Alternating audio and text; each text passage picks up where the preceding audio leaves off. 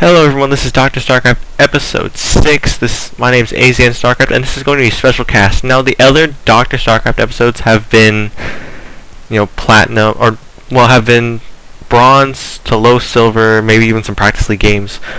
So they're not really high level games. So the things we'll be focusing on more were like scouting and using your minerals and that kind of stuff, okay?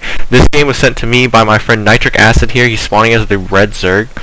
So it's a platinum level replay. Now the things we'll be going over here are more so unit composition, scouting still, but not so much as a factor, microing, managing your units, that kind of thing. Okay, so we'll really see the difference in gameplay. Okay, so let's get started. Okay, the map is Shattered Temple, and the players are, like I said, NitricAcid here, the red Zerg on the left side, and we have the blue Protoss Gilgamesh, the king of Mesopotamia, if anyone gets that reference, up on the right side. Now, the thing about Shattered Temple, they have a small ramp up into your main base, and you have one choke up at your natural. Now, you also have this backdoor rocks going into a third base, or you could take this gold expansion, which also has destructible rocks. But the gold base is actually very easy to defend on this map because it's so close to this choke at your natural. You can defend your natural and your gold at the same time. Just keep your units here in the center of the map, towards the center of the map. Now, in the direct center of the map, you have a one watchtower, and since they are spawning in cross positions, if you want to send air units over, or if you want to make a huge push, you are going to see it with this big opening here in the middle with the watchtower. Okay, it's not if you want to put like a drop or anything, you're gonna have to move the units around the side. And you also won't see some air rushes that you usually see on a map like this. Do this short air distance, you won't see that here because of these cross positions. So it's very, how should I put? It's very interesting to see how this match will end up. Okay, so now we have both players scouting, and they're scouting in different directions. However, right as soon as they scout, they'll know as soon as where the player is. Okay, the Zerg player has his Overlord here at this position, so as soon as he hits here, he knows that it's cross positions. And the same thing here with the Terran player. The Terran player doesn't know what's up here in this area, but he does know that this Overlord's here, and the Overlord's not going to get across the map that fast. So he automatically knows what the Zerg player is. Now we have the Zerg player taking an early expo, and what do you have the Terran player doing? And the Terran player's just going to get that wall off right in time to block off that Zergling, or that drone. So yeah, we have one barracks. He's walling off again. Like I said, most players will wall in against the Zerg. So spawning pool going up, it's a 15 pool. Pretty standard here. Now, the thing is with this hatchery, with this fast expo, the Terran player has to make the Zerg player pay for it.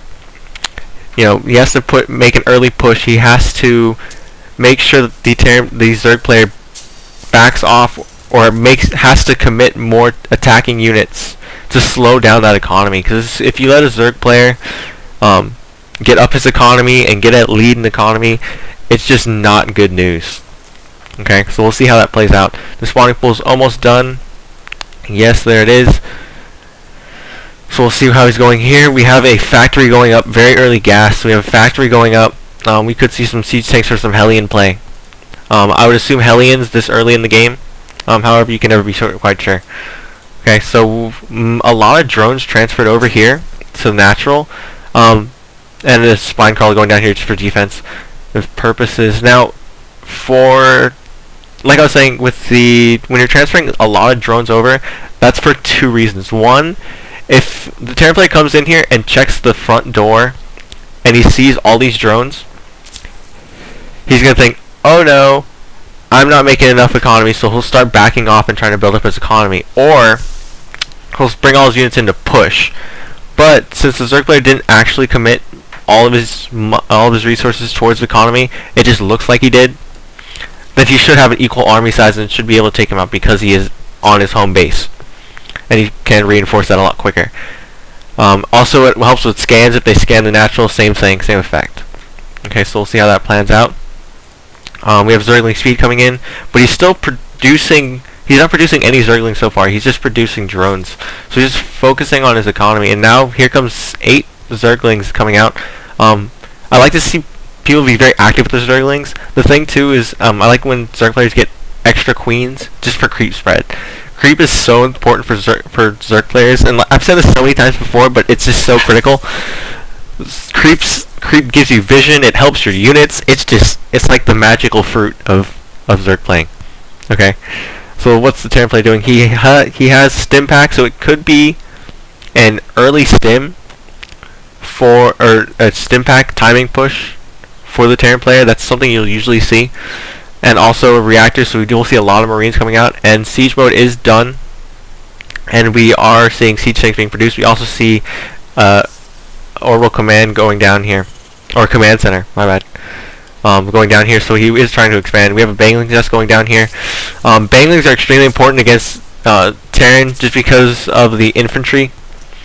Marines are so cost effective. Some people would even say OP, overpowered. It's all opinionated, but I mean, Banglings just automatically neutralize all that advantage. So looks like he's being very active with the Zerglings. He's gonna take this watchtower. Gonna stop here by this watchtower. Now at this level of gameplay, you'll really see people have a high game sense. So you'll really start to see he should be sensing either a timing attack or this expansion. Okay, he doesn't even know that there's an expansion being built, or that there's a command center being built, but he just knows that he checks the natural and then he tests the front door to see what's going on. And he sees that there's not a lot of units here, so he knows that there's an expansion going up. Okay, there's also starport going up. Stim pack is almost complete, so we'll see if he does a timing attack here. He really needs to attack before the Zerg player can get his stuff out. Now layers up, the evolution chamber up. We'll see if he goes Muta or Hydra. I would assume Muta here, because Muta Bangling is just so effective. Yes, Spire. So we are going to see some Mutalist play.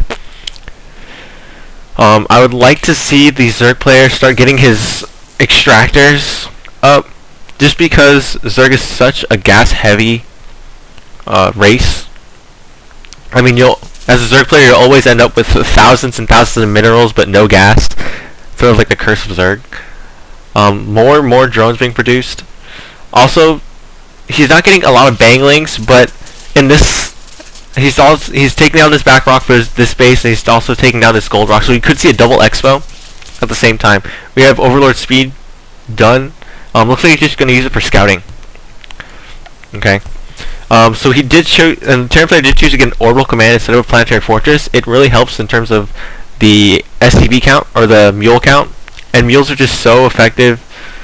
Can really help the Terran player's economy get on track. Okay. And he does have enough units here, siege tanks and stuff, to hold off any kind of push that he would have, or the Zerg player would make. So let's see what's going on here. He did take down almost all the rocks. And he is throwing down an infestation pit. Okay. And a spine crawler in the back. Okay, he is getting double evolution chambers. He's getting his melee and armor attacks at the same time. Now, infestation pit. Okay.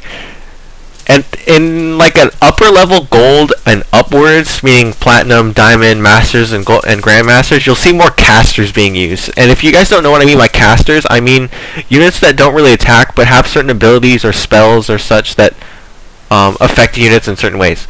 So for Zerg it would be infestors. For Terran it would be ravens and ghosts. For Protoss it would be High Templar and sentries. Where they're not really attacking units, but they have special abilities that they can use to their advantage. And the thing with Zerg infestors is you can basically use infestors over banglings, which a lot of players like to do in higher level play. The fungal growth that the infestors use can kill a marine instantly if the marine has stimmed.